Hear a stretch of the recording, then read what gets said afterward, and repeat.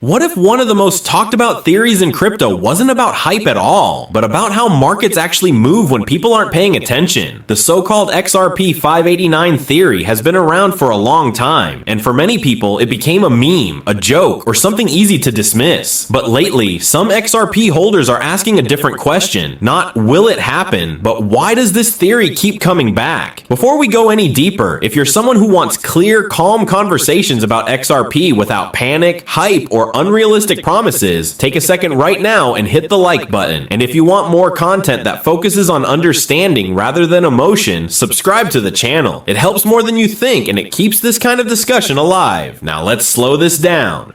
The 589 theory was never really about a specific number. That's the part most people miss. Numbers are easy to focus on because they're concrete, but markets don't move because of numbers people repeat online. They move because of structure, liquidity, timing, and incentives. For years, XRP has existed in a strange space between speculation and infrastructure. It's traded like a speculative asset, but discussed like a financial tool. That alone creates confusion. People expect price behavior that matches hype cycles, while the underlying use case evolves on a much slower timeline. When someone hears 589, their first reaction is usually emotional, either excitement or disbelief. Both reactions miss the point. The reason the theory refuses to disappear isn't because people are waiting for a magic number. It's because XRP doesn't behave like most assets people are familiar with. Most cryptocurrencies are driven by narratives. New story, new price movement. XRP's story has been constrained by regulation, scrutiny, and long-term institutional considerations. That creates long periods where price seems disconnected from progress. And when markets don't move the way people expect, theories fill the gap.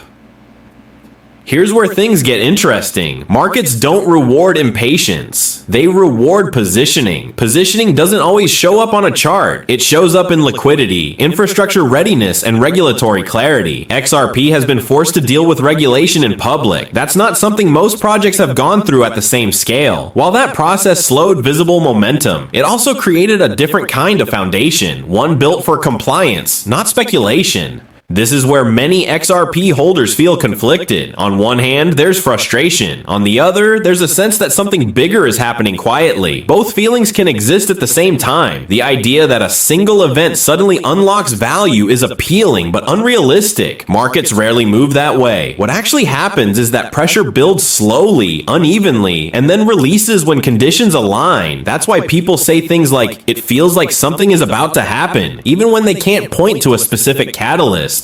They're sensing alignment, not certainty. The 589 theory survives because it represents a belief that XRP's role is larger than daily price action suggests. Not because the number is special, but because the system XRP is designed for operates on a different scale than retail trading. Global payments, liquidity bridging, settlement efficiency, these aren't things that show up neatly in hourly candles. They show up in adoption curves, institutional behavior, and regulatory frameworks. Another reason this theory keeps resurfacing is psychology. When something stays undervalued longer than expected, the mind looks for explanations. Some explanations are emotional, some are symbolic, some are structural. The danger is turning belief into expectation. Expectation creates pressure. Pressure leads to disappointment. Understanding creates patience. It's important to say this clearly. No theory guarantees anything. Markets don't owe anyone an outcome. XRP holders, like all investors, operate in uncertainty, but uncertainty doesn't mean randomness. There is structure, there are incentives, and there are timelines that don't match social media cycles. When people say, "now it's playing out," what they often mean is that the environment is changing. Regulation is clearer than it was. Infrastructure conversations are more serious. Institutional interest is more cautious, but more real. That doesn't mean price must react immediately. It means the conditions are different than they were before. Price discovery, in the traditional sense, assumes a free-flowing market driven by independent decisions. In reality, markets move toward liquidity. They move toward efficiency. They move toward where transactions can occur with minimal friction. XRP was designed to reduce friction.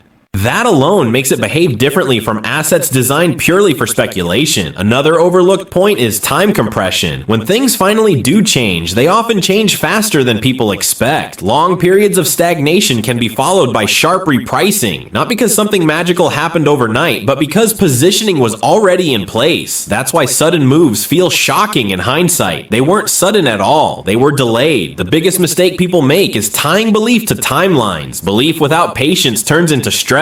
Patience without understanding turns into blind hope. Understanding with patience creates balance. If you're holding XRP, watching XRP, or just trying to understand why this asset refuses to fade away, the most important thing you can do is separate noise from structure. Noise is loud. Structure is quiet. The internet amplifies noise. Markets reward structure. That's why theories like 589 get mocked and remembered at the same time. They're not precise predictions. They're placeholders for a larger idea that XRP's value proposition hasn't been fully expressed yet. Whether that expression comes through price, adoption, or integration remains unknown. What matters more is recognizing that XRP's story is not finished. It has already survived skepticism, legal pressure, and long periods of disinterest. Most projects don't survive that. Survival doesn't guarantee success, but it earns relevance. As markets mature, fewer people chase extremes. More people look for systems that last. In that environment, assets designed for infrastructure rather than excitement may finally be evaluated differently. If that shift happens, it won't look dramatic at first. It will look boring, quiet, uneventful, and then suddenly it won't. Whatever you believe about the 589 theory, the real takeaway isn't the number. It's the reminder that markets move on their own schedules, not ours. Stay informed, stay grounded, and most importantly, don't let emotion make decisions that patience was meant to handle. Because in the end, understanding the system matters far more than guessing the outcome.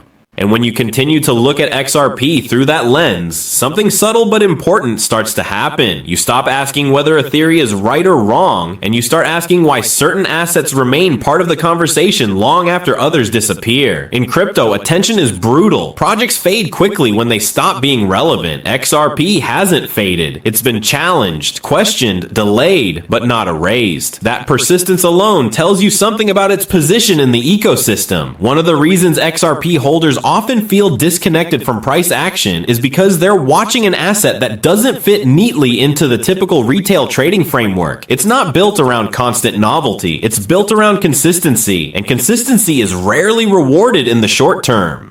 Markets are reflexive. Perception influences behavior, and behavior influences price. For a long time, XRP's perception was dominated by uncertainty. That uncertainty suppressed enthusiasm, even as development continued in the background. Now, as uncertainty gradually decreases, perception begins to shift, but slowly. This is where many people become impatient. They assume that once perception changes, price should instantly follow. But perception changes in layers. Early skepticism gives way to cautious neutrality. Neutrality gives way to quiet interest. Quiet interest eventually turns into participation. Price usually reacts last. Another factor that complicates things is comparison. People compare XRP to assets that moved explosively in short time frames and wonder why the same thing hasn't happened here. But those assets were often driven by speculation cycles, not integration cycles. Speculation burns bright and fast. Integration builds slowly and lasts longer.